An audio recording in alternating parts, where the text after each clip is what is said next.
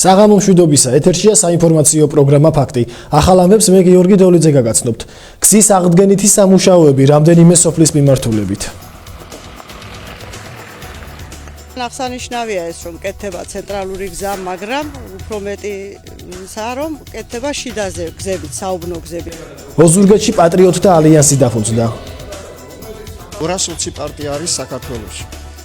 მე მაინტერესებს ადგილობრივი არჩევნების დროს მოხდეს კონსოლიდაცია ეროვნულად მოაზროვნე ადამიანების. მაღაზია ელექტრონიკას ფილიალი ოზურგეთში გაიხსნა. კიდე ახლა მაცივარი მოგვება კიდე საჩუქარი არის შერჩევითა არის ხორცის საგები მაშინა და არის პერსასუდი. შრომა ურეკი ნატანების გზის საფარის მშენებლობა აქტიურ რეჟიმში მიმდინარეობს. მალე მოსახლეობას ტრანსპორტირებისთვის სრულიად აღდგენილი გზა ექნება. სოფელ შრომელებს უგზოობის პრობლემა მრავალი წლის მანძილზე აწუხებდათ და მისი წესრიგში მოყვანის იმედით, როგორც თავად ამბობენ, თითქმის აღარც ჰქონდათ. მიმდინარე წლიდან ოზურგეთის მუნიციპალიტეტს აღნიშნული გზის მონაკვეთის მშენებლობისათვის ცენტრალური ბიუჯეტიდან თანხა გამოეყო, რის შემდეგადაც დაიწყო შრომა ურეკი ნატანების ცენტრალური და ასევე შიდა საუბნო გზების რეაბილიტაცია. მოწესრიგდა გადასასვლელი მცირე ხიდებიც. კეთდება ცენტრალური გზა, მაგრამ უფრო მეტისა რომ კეთდება შიდა გზებით, საუბნო გზებით, ხიდებით. და ძალიან კმაყოფილები ვართ, რაც ალბათ 1-10 წლის განმავლობაში არ გაკეთებულა ამ წელიწადში ეს ყველაფერი ერთად ძალიან დიდი მიღწევაა. ესე იგი გავლილი გვაქვს ჩვენ ნატანებში ასფალტობეტონით მოწყობილი აქვს 7 კილომეტრი გზა. იქ დარჩენილი გვაქვს სადღაც 2 კილომეტრი და შრომა ურეკის ტერიტორიაზე კიდევ დაგებული ასფალტობეტონით 3 კილომეტრი, დანარჩენი ახლა მიმდინარეობს სტაბილიზაციის კეთება, ბეტონი იგება და ალბათ თუ ამინდები მოგცემს საშუალებას, მთლიანად მუშაობთ მთელი დეკემბრისთვე და იანვრისთვე. როგორც რეგიონული განვითარებისა და ინფრასტრუქტურის სამინისტროს გზის სამუშაოთა მწარმოებელმა აღნიშნა, როდის დასრულდება აღნიშნული გზის რეაბილიტაცია, ვადას ვერ აკონკრეტებენ. მიზეზი ზამთრის სეზონია და შესაბამისად ისინი ამინდზე დამოკიდებულები არიან. პატრიოტთა ალიანსმა მხარდამჭერთა დარბაზი დააფუძნა. წარმომადგენლებმა დღეს ჟურნალისტებს სამოქმედო გეგმები გააცნეს. პატრიოტთა ალიანსის ოზურგეთის ორგანიზაციასთან მხარდამჭერთა დარბაზი 5 ადამიანმა შექმნა. მათგან 2 დამფუძნებელმა დღეს მედიას და საზოგადოებას სამომავლო გეგმები გააცნო. მათი თქმით, დღევანდელი პოლიტიკური რეალობა აუცილებლად მოითხოვს ქვეყანაში სხვა პოლიტიკური ძალების გააქტიურებას.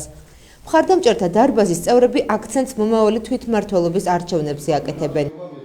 რამდენადაც ვიცი, 220 პარტია არის საქართველოში.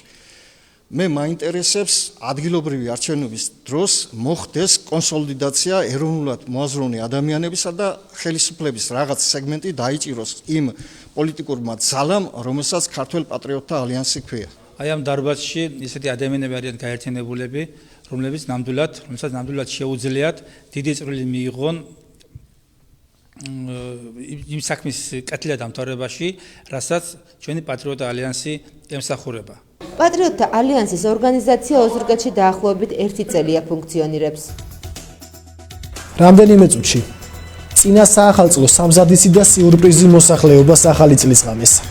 31-ში თეატრში 10 საათიდან აღინიშნება ეს სადღესასწაულო კონცერტი.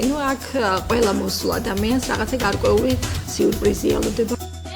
სასულიერო გიმნაზიის მოსწავლეებმა თამარის ეპოქა გააცოცხლეს. მე ამ ღონისძიებით ძალიან ბევრი რამ გავიგე ჩვენ საქართველოს ისტორიაზე და ყოფილი ვარ. ოზურგეთში მაღაზიათა ქსელ ელექტრონიკას ფილიალი გაიხსნა. მაღაზიაში სხვადასხვა სახის ფასდაკლება მოქმედებს. საახალწლოდ მომხმარებელს სხვადასხვა სახის საჩუქრები ელოდებათ. მაღაზია ელექტრონიკა ოზურგეთში სულ ახლახანს გაიხსნა, თუმცა მომხმარებლის ყურადღება უკვე დაიმსახურა. მაღაზია საყოფაცხოვრებო ტექნიკის ფართო არჩევანით გამოირჩევა. ნებისმიერი ნივთის არჩევანი როგორც ბრენდის, ასევე დიზაინის თვალსაზრისით აქ დიდია. ელექტრონიკამ საახალწლოდ მომხმარებელ სიურპრიზიც მოუმზადა. მსხვილი ტექნიკის ყიდვის შემთხვევაში შენაძეს მტვერსასრუტი ან ხორცაკები მანქანა მოყვება. ხოლო თუ თქვენ აქ ტელევიზორს შეიძენთ, საჩუქრად მობილურ ტელეფონს ან ტელევიზორის მაგიდას მიიღებთ. მომხმარებელი აღნიშნული აქციით კმაყოფილია. ფასები ძალიან სტანდარტულია. ძალიან სტანდარტულია, ხალხი შეძლებს განვადებასაც და ისეც იმას რა ქვია, ყიდვასაც. კიდე ახლა მოცივარი ყიდულობა. მოყვება კიდე საჩუქარი არის შერჩევითა არის ხორცის საგები მაშინა და არის პერსასრუტი. მოყვებული ვარ მომსახურებით პერსონალის. დიდი მადლობა. როგორც მაღაზიის მენეჯერი ამბობს, ელექტრონიკა ცდილობს თავის ერთგულ მომხმარებელს სიურპრიზი ხშირად გაუკეთოს. მაღაზიებთან განსხვავებით არის უფრო სხვა მოდელები, სხვა ბრენდები. გვაქვს აქციები, ეს აქცია გაგრძელდება 31 დეკემბრამდე. გვაქვს საჩუქრები გარკვეულ სარეცხ მანქანებზე, მარცივრებზე, ტელევიზორებზე. აღნიშნული აქცია ელექტრონიკაში 31 დეკემბრამდე გაგრძელდება.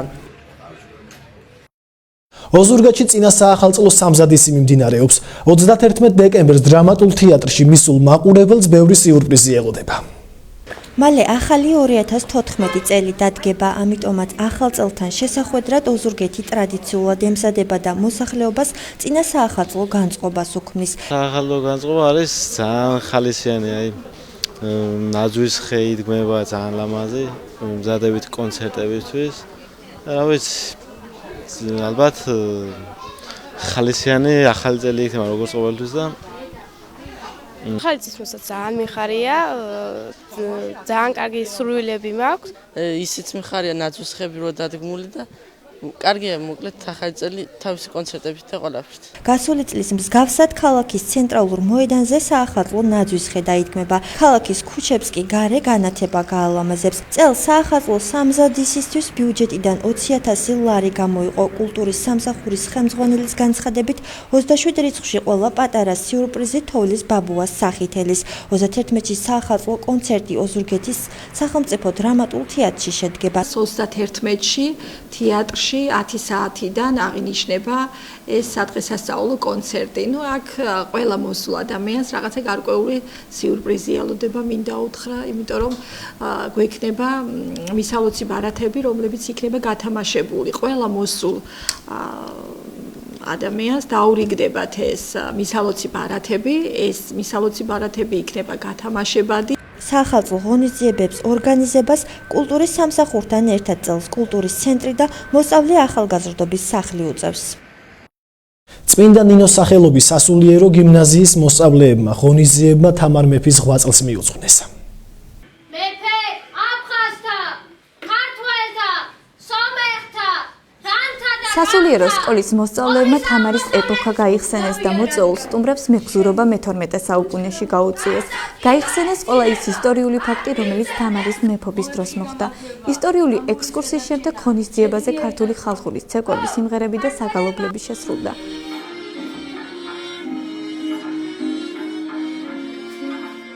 ძალიან მნიშვნელოვანი ღონისძიება იყო ჩემთვის. მე ამ ღონისძიებით ძალიან ბევრი რამ გავიგე ჩვენ საქართველოს ისტორიაზე და ყოფილი ვარ თუ ყოფილი ვიქნები თუ მაყურებლებსაც მოეწონათ ჩვენი ღონისძიება. ძალიან კარგი ღონისძიება იყო, მე ძალიან მომეწონა. ბევრი რამ შევისწავლეთ თამარ მეფეზე და მე მომეწონა ძალიან და სულ შევეცდებით რომ ესეთი კარგი ღონისძიება გავაკეთოთ.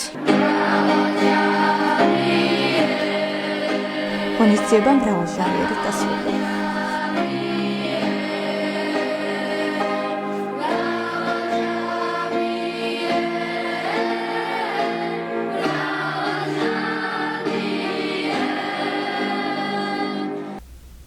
ახლა ჩვენს ეთერში ამინდის პროგნოზის დროა.